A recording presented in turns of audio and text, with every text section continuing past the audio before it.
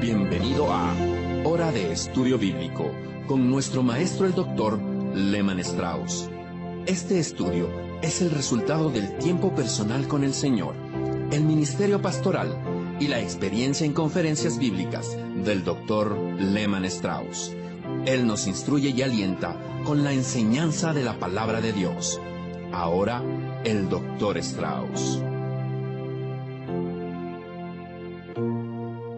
Muy bien, muchas gracias. Abra por favor su Biblia en Romanos capítulo 7.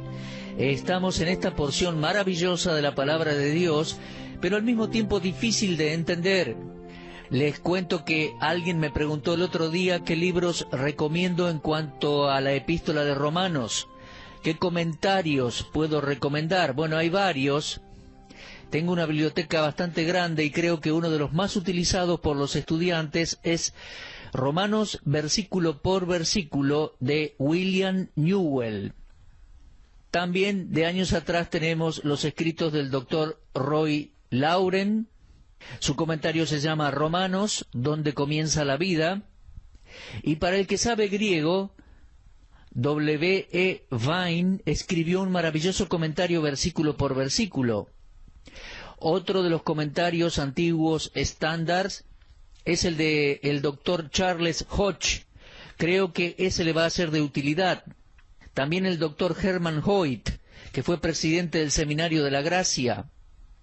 Él escribió un libro titulado El primer estudio teológico en Romanos.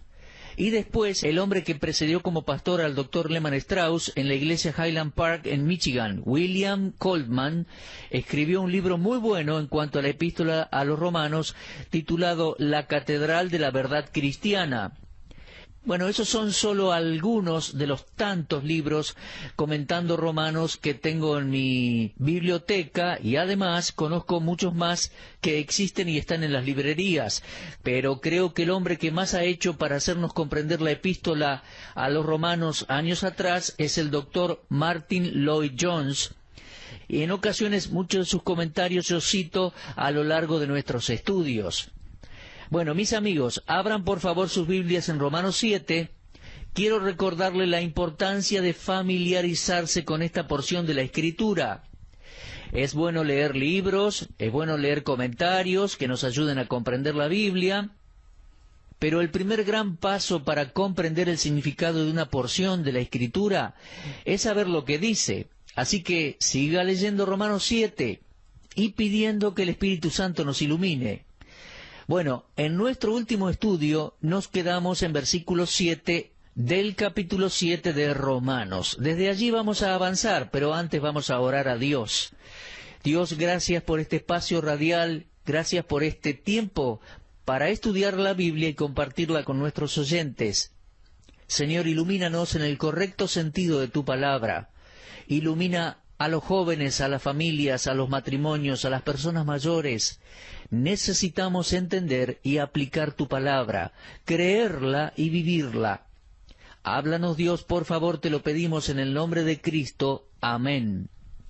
Les decía que en nuestro último estudio nos quedamos en capítulo 7 y versículo 7 de Romanos.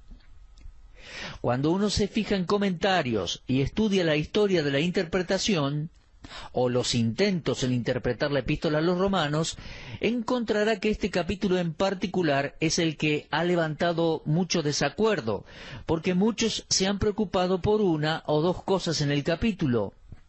Es por eso que debemos familiarizarnos bien con lo que dice y con el contexto. Y para eso uno tiene que constantemente regresar al capítulo 5 o releer el 6 y también después releer el 7. Pablo está tratando el tema de la santificación, así que aquí en el capítulo 7 continuamos con lo que el apóstol ha estado diciendo en los versículos anteriores. En Romanos 5:20 subrayó que la ley se introdujo. Luego en el 6, versículo 14, dijo que el pecado no reinará, no tendrá dominio sobre nosotros, porque ya no estamos bajo ley, sino bajo la gracia. Y en este punto el interrogante sale a la luz, capítulo 7, versículo 7, preguntando, ¿qué pues diremos? ¿La ley es pecado?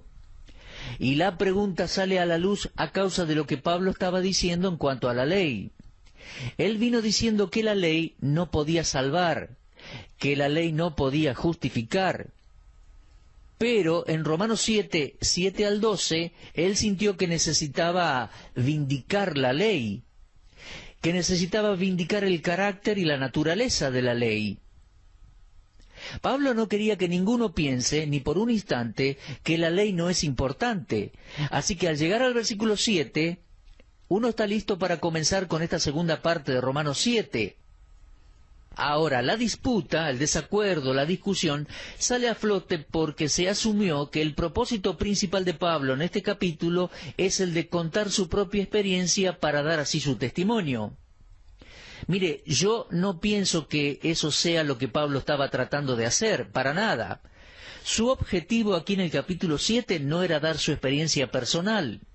Él no estaba dando su testimonio, sino que estaba tratando de dejarnos en claro lo que ha estado enseñando en cuanto a la relación del creyente con la ley y también demostrar cómo la ley jamás puede santificarnos, al igual que no puede justificarnos.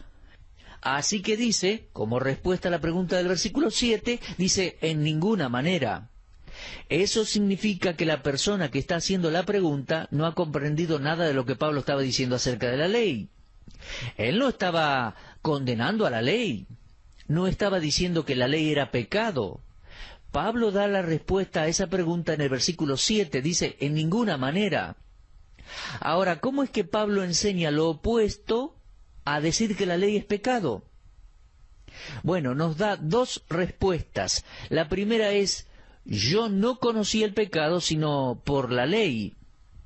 Lo leemos en versículo 7. Ahora, para entender esto, es esencial que comencemos con una declaración negativa, ya que esto puede ser malinterpretado. Pablo obviamente no estaba diciendo que en una oportunidad él no se había percibido del pecado. No, eso no es lo que está diciendo. Él no puede estar diciendo eso porque hay muchos inconversos que saben muy bien lo que está bien y lo que está mal y que dicen que ciertas cosas son pecaminosas. Uno no tiene que ser salvo para saber que algunas cosas están mal, que son moralmente malas. El conocimiento general del pecado está en casi todos. Entonces Pablo no podía estar diciendo que no tenía conocimiento alguno del pecado aparte de la ley. Lo que quiere decir es que no se había percibido de la verdadera naturaleza de pecado hasta que la ley se lo dejó claro en su interior. Él está diciendo aquí que fue la ley la que le dio un entendimiento del carácter esencial y la naturaleza y el significado del pecado. Y en cierta manera está repitiendo lo que dijo en capítulo 3, versículo 20. Por medio de la ley es el conocimiento del pecado. Es lo mismo que está diciendo aquí. La ley no puede justificarnos, solo puede darnos un conocimiento del pecado. Es la ley la que nos da el entendimiento. Y luego hace una segunda declaración. Esta ilustra la primera. Él dice, porque yo no conocí el pecado, sino por la ley, porque tampoco conocería la codicia si la ley no me dijera, no codiciarás. Y esta es una declaración muy importante. Fíjese luego en el versículo 8, dice, mas el pecado, tomando ocasión por el mandamiento, produjo en mí toda codicia, porque sin la ley el pecado está muerto. Amigos, codiciar significa tener un fuerte deseo por algo. Saben, el Señor Jesucristo usó la palabra en Lucas 22:15 cuando dijo, «¿Cuánto he deseado comer con vosotros esta Pascua antes que padezca?» Y esa palabra en griego, ese fuerte deseo, es la misma palabra que en Romanos 7. Pasa que la palabra en sí es neutral, todo depende del contexto, si es un buen deseo o si es una codicia. Codicia sería por algo prohibido o que está mal. En cuanto al significado de la ley, Pablo se está refiriendo a los 10 mandamientos, los cuales encontramos en el libro de Éxodo y en el libro de Deuteronomio. En Éxodo 20 leemos, «No codiciarás la casa de tu prójimo, no codiciarás la mujer de tu prójimo, ni su siervo, ni su criada, ni su buey, ni su asno, ni cosa alguna de tu prójimo. En el libro de Lehmann Strauss, en inglés, sobre los 10 mandamientos, hay un capítulo entero acerca de ese 10º mandamiento: no codiciarás. En otras palabras, no debemos desear cosas que no nos pertenecen, que otros poseen. Y él está diciendo aquí: yo no hubiera sabido que la codicia era pecado en sí, si la ley no me lo hubiera dicho. Esa era una realidad del apóstol antes de su conversión, y era una realidad en la vida de todos los fariseos. Los fariseos veían al pecado como algo exclusivamente externo. Mientras una persona no actuara de manera maliciosa, no era culpable de pecado. Y, según ellos, los malos deseos no eran pecado. Solo pasaban a ser pecado cuando uno los llevaba a cabo, cuando uno ejecutaba esos malos deseos. Pero el deseo en sí, según los fariseos, no era pecado. Bueno, Pablo está diciendo aquí que él nunca se hubiera dado cuenta que los deseos, la codicia, los malos pensamientos o la imaginación hubiesen sido pecado si la ley no le daba esa luz. Y vemos cómo el Señor Jesucristo lo deja bien en claro hablando a los judíos, especialmente a los fariseos. Allá en el Sermón del Monte, capítulo 5 de Mateo, versículo 21. Los fariseos estaban enseñando a la gente a engañarse a sí mismos, y pensaban que uno no mataba, en efecto, a una persona, entonces no era culpable de homicidio. O si uno no dormía con una mujer, no era culpable de adulterio. Pero el Señor profundizó la ley y les dijo: yo os digo, cualquiera que mira a una mujer para codiciarla, ya adulteró con ella en su corazón. ¿Se da cuenta? La ley dejó bien en claro la pecaminosidad del pecado. Y ese es el punto principal aquí en Romanos capítulo 7.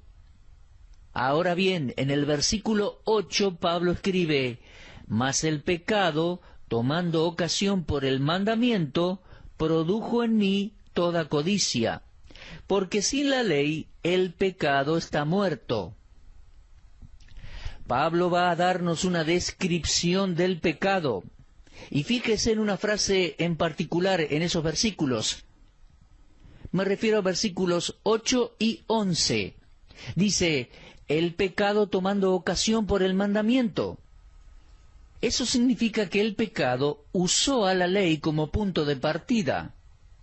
El pecado sacó ventaja de la ley. El pecado usó a la ley como base de operaciones. Y el pecado tiene una meta. La meta es crear en nosotros todo tipo de malos deseos. Mire, la ley en sí no es pecado, pero el pecado usa la ley como un instrumento para despertar todo tipo de codicia. Un comentarista dice que la ley no era causa de pecado, sino ocasión del pecado. Miren, aparte de la ley, el pecado no podía hacerse conocer como pecado, sino que permanecía irreconocible. Pero la ley, al prohibir cosas, le da a la naturaleza pecaminosa una oportunidad para levantarse y entrar en acción. Y Pablo está mostrando aquí cómo la ley, siendo santa, justa y buena, produce el mal en nosotros. Lo que la ley prohíbe, la antigua naturaleza está determinada a hacerlo. Martín Lutero lo puso de la siguiente manera en su comentario de Romanos. Dijo así: permítanme referirme al calor en la cal. Nadie sabe que la cal contiene calor hasta que le echan agua. Es ahí que el calor tiene la oportunidad de mostrarse. El agua no creó el calor en la cal, sino que lo manifestó. Bueno, el principio del pecado en el hombre tiene la ocasión de manifestarse al ser confrontado con la ley. Creo que una de las mejores ilustraciones es la de la conducción de un automóvil. Uno viene manejando su vehículo y de pronto lee un cartel que lo manda a reducir la velocidad. Bueno, la mayoría de las personas lo ignoran. No ven ningún peligro en particular por delante y no se desaceleran. Yo he sido culpable de eso y estoy seguro que usted también. Ahora, tenemos una ley que dice que reduzcamos la velocidad. Nosotros la ignoramos, no le prestamos atención y seguimos a la misma velocidad. Pero en el versículo 9 dice, yo sin la ley vivía en un tiempo, pero venido el mandamiento, el pecado revivió y yo morí. Antes que la ley fuera traída a su atención, Pablo se imaginó a sí mismo en un estado de deleite. Puede que se haya dicho a sí mismo, esto es vida, esto es vivir. Pero él dice que cuando el mandamiento vino a su conciencia, a su conocimiento, con su revelación del pecado y sus demandas justas, se dio cuenta que no estaba viviendo nada, sino que estaba muerto en delitos y pecados. Cada creyente puede decir lo mismo que Pablo. Cuando tomamos conciencia de nuestro estado pecaminoso, nos damos cuenta que no tenemos vida. Efesios 4:18 muestra que el incrédulo está aislado de la vida de Dios. El conocer la ley es conocer nuestro pecado, ya que por la ley es el conocimiento del pecado. Y conocer nuestro pecado es ser consciente de la necesidad que tenemos de la vida de Dios, ya que toda esperanza ha muerto. Entonces en el versículo 10, Romanos 7:10, dice, hallé que el mismo mandamiento que era para vida, a mí me resultó para muerte. La ley que fue diseñada para producir felicidad pasó a ser, sin quererlo, instrumento de muerte. Por ende, vemos una relación íntima entre la ley y el pecado. El pecado no sería lo que es si la ley no fuera lo que es. Y el pecado trae como resultado la muerte. Ya lo leímos en Romanos 6:23, la paga del pecado es muerte. Y Santiago 1:15 dice, entonces la concupiscencia, después que ha concebido, da a luz el pecado, y el pecado, siendo consumado, da a luz la muerte. En este sentido, la letra mata, nos condena, nos trae la muerte. Sería bueno que vaya en su Biblia a 2 Corintios capítulo 3. Fíjese por favor en el versículo 6. Dice, el cual asimismo nos hizo ministros competentes de un nuevo pacto, no de la letra, sino del Espíritu, porque la letra mata, mas el Espíritu vivifica. Ahora fíjese en el versículo 7. Si el ministerio de muerte grabado con letras en piedras, ¿lo leyó? Está hablando de los mandamientos, y dice ministrar muerte. 2 Corintios 3:9, leemos también allí, porque si el ministerio de condenación fue con gloria, y se está refiriendo a la ley. Entonces, la ley es la ocasión de muerte al hombre, de condenación. Pero no que la ley sea algo malo, puesto que ya leímos en Romanos 7:12 que la ley es santa, justa y buena. Pero Pablo dice que el pecado, tomando ocasión, encontrando la oportunidad por el mandamiento, dice, me engañó y me mató. Ahora bien, volvamos a Romanos 7, y en versículo 13 encontramos otra pregunta. Dice Pablo, ¿luego lo que es bueno vino a ser muerte para mí? En ninguna manera, sino que el pecado, para mostrarse pecado, produjo en mí la muerte por medio de lo que es bueno, a fin de que por el mandamiento el pecado llegase a ser sobremanera pecaminoso. ¿Era posible que la ley, siendo santa, guiara al hombre a la muerte? No, no era posible. No fue la ley la que hizo eso. Lo que sucedió es que el pecado, al tocar la ley, quedó expuesto como pecado y eso significó la muerte para mí. El contacto con la ley mostró la naturaleza del pecado. La ley es santa porque revela la pecaminosidad del pecado. Si la ley nos enseña algo, es cuán putrefacta es la naturaleza pecaminosa en nosotros. Nos enseña que no hay esperanza para nosotros en el esfuerzo propio. Nos enseña que ninguna persona puede guardar la ley de Dios. Por lo cual, si queremos crecer en santidad, debemos dejar de lado todo esfuerzo propio y acudir al Señor Jesucristo. Cualquier santificación que se mida por un juego de reglas es ilegítima. La santidad producida por la carne no es la santidad que Dios imparte por su gracia. El doctor Barnhouse dijo: ¿es mejor tener un momento de santidad que venga solamente de la gracia que una vida de santidad falsificada, efecto de una apariencia externa atractiva, pero que no es aceptada por Dios? Oh, mis amigos, dejemos de pretender exteriormente lo que sabemos que no es real en nuestra experiencia interior. Cada ser humano necesita al Salvador, y de la manera que necesita al Salvador para su justificación, también lo necesita para la santificación. Fuimos unidos a Cristo, con Cristo. Bueno, entonces vivamos en comunión con Él. De esa manera el Señor opera nuestra santificación. Somos del Señor para llevar frutos en el poder del Espíritu Santo. Bueno, mis queridos oyentes, Dios mediante, vamos a continuar con esta serie de estudios en Romanos capítulo 7 en nuestro próximo programa. Por favor, repase la lectura de este capítulo, meditándolo y pensándolo, orando que el Espíritu de Dios nos dé entendimiento en todo.